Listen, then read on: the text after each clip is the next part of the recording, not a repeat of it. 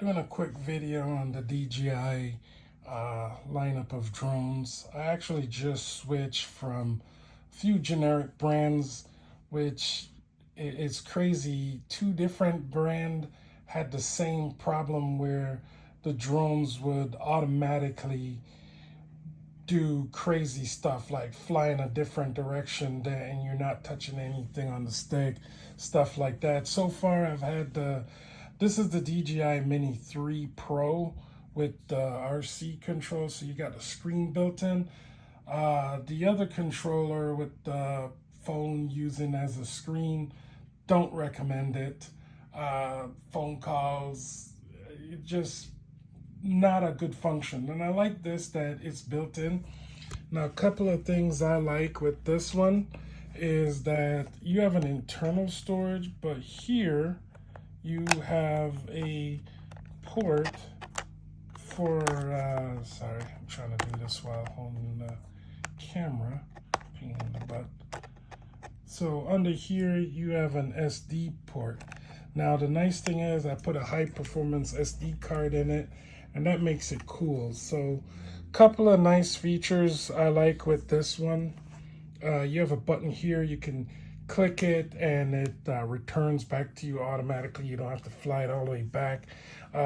With that function in there, they also add a cruise control, so you can set a certain flight plan on there, and it does a good job of keeping the same flight path.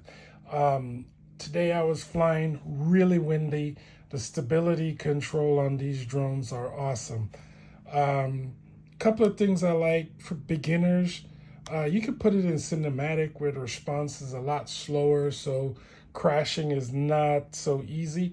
But in cinematic and normal, you have collision avoidance, which you can go into the settings and set up. Now, if you're in sport mode, keep in mind it does not have collision avoidance. Even with collision avoidance, one of the big things you gotta keep an eye out for is power lines, because they're so thin, it does not pick them up. Now, the Mini 3 here does have forward, backward, and even the bottom sensors here will pick up how close you are to the ground and display it on the screen.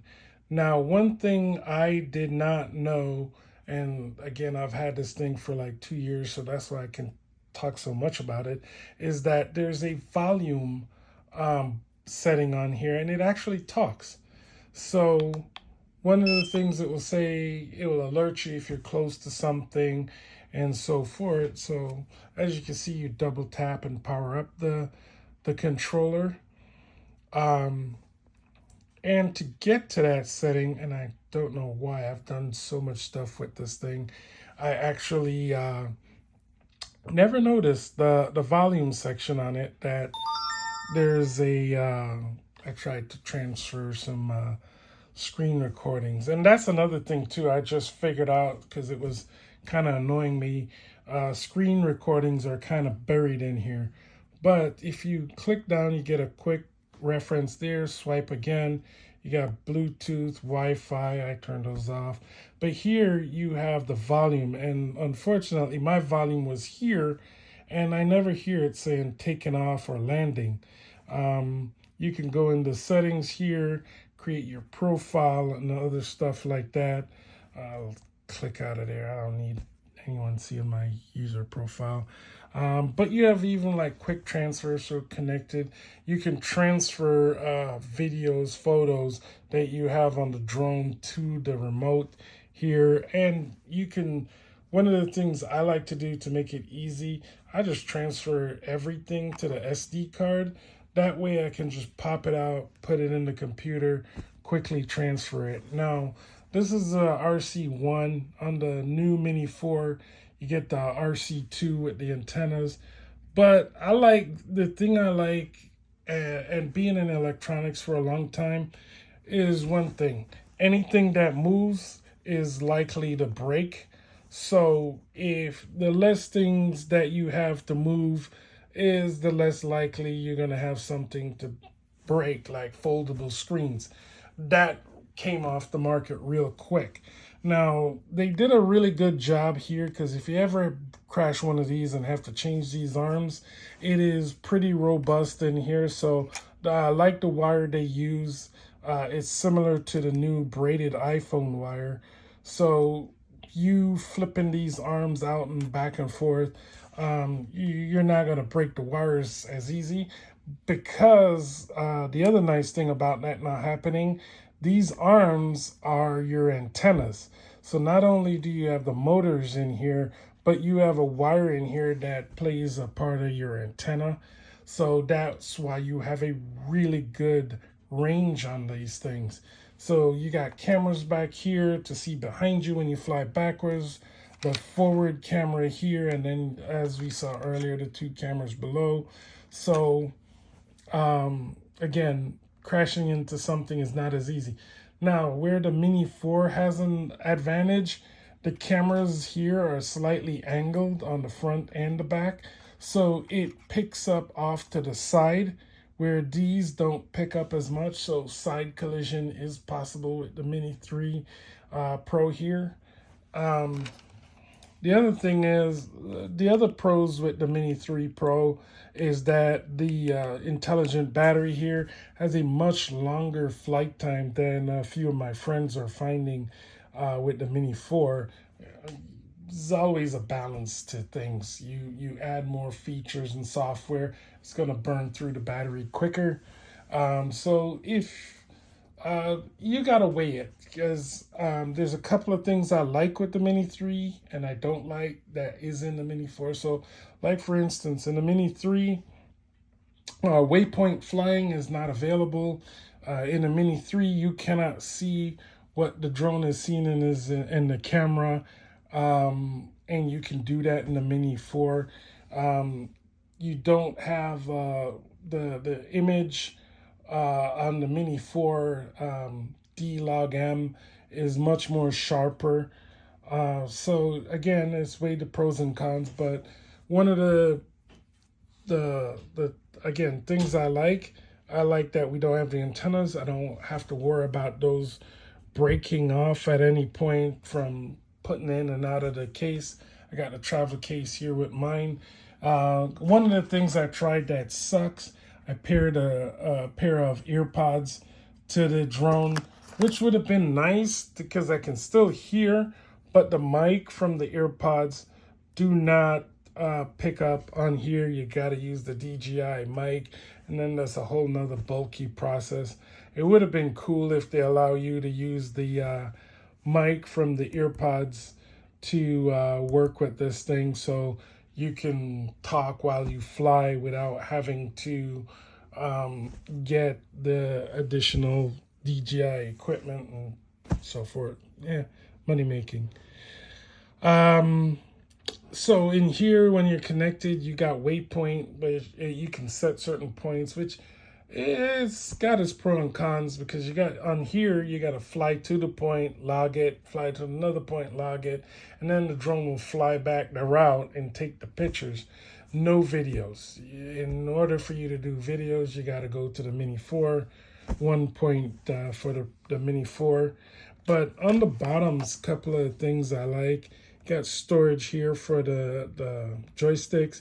So if you want to carry different joysticks, it's nice. You could put the extra set here.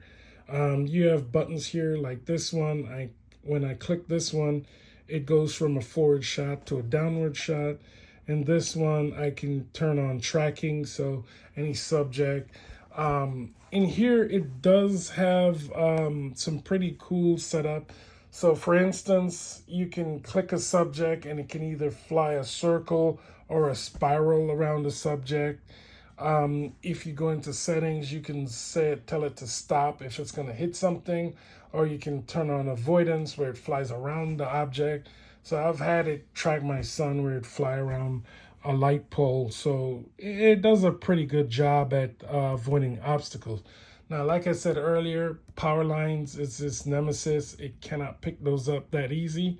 So be careful of those. Trees is your next one. So really thin branches is like power lines to it. It won't pick those up as easy.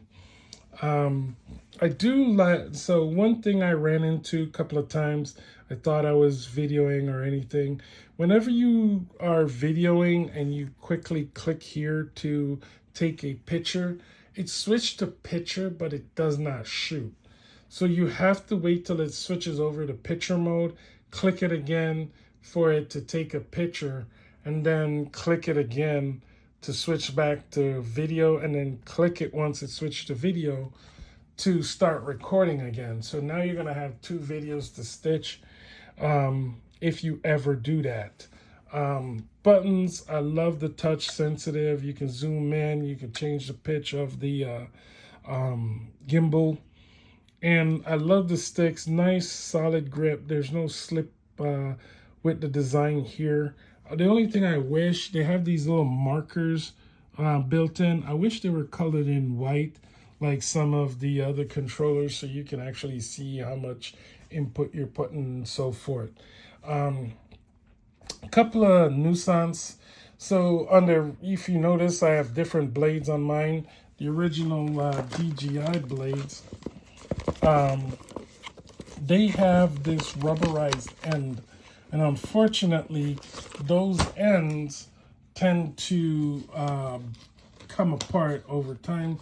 So I would recommend getting some new blades. These ones, the ends are not rubberized, so that rubber is not going to start breaking and falling apart.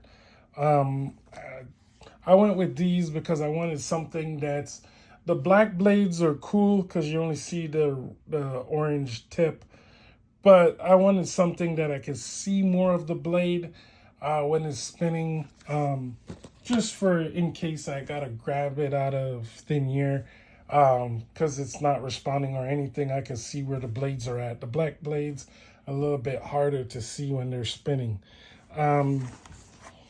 Wish they would do one thing different with turning on and off the devices.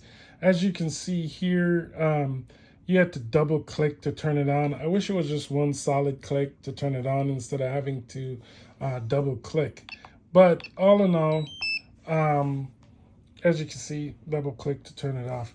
All in all, I highly recommend the DJI drone. Solid product, great build. It's a little plasticky, but I do like that it's under that 250 milligrams, so you don't have a lot of restrictions with this drone that you would with a larger drone. And one of the nice things too is that it has the ability to update itself. So as things change with the feds and regulations, so one thing you can't do in certain areas, it's a no-fly zone. The drone won't even take off in those zones. That's pretty cool, so that way you don't get in trouble. You can get in there, connect it to your smartphone, on geo unlock it. So if it's somewhere you can't fly that, it's saying you can't, you can go in there and unlock that zone. If you have your drone license, boom, it tags you, so you know it clears you a lot quicker if you're in those zones. And the nice thing too is if once you unlock it and you go back to that area, it knows it, so it doesn't relock. So you gotta go and unlock every time to fly in those areas, which is pretty cool. I've had angry Karens come up to me and be like, "Oh yeah, you're not supposed to fly here," and I show them the screen. I was like, "Here, ma'am, if I wasn't supposed to fly, I couldn't even take off." So it's a pretty good drone altogether. Now, downside, it is not cheap. It is pretty pricey. This one with the kit was like 700 and something, actually 900 and something dollars. If you want additional batteries, that's gonna charge you another, $150, which I'm like, if you are an average flyer, I do recommend getting the extra batteries. Even though this one on the Mini 3 has a really good flight time, the Mini 4 having a shorter flight time, which again doesn't affect the controller. The controller literally you could go through about 4 battery packs and still not use up half the battery capacity of the controller, which is good.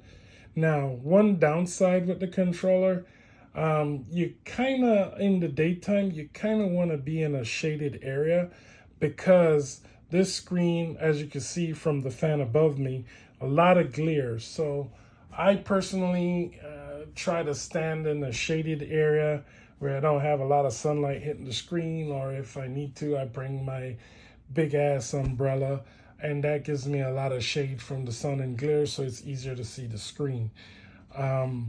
But definitely you want at least one more battery pack for the Mini 3. If you go to the Mini 4, get the Fly More kit with the 3 battery packs. That's going to save you a bunch of headaches.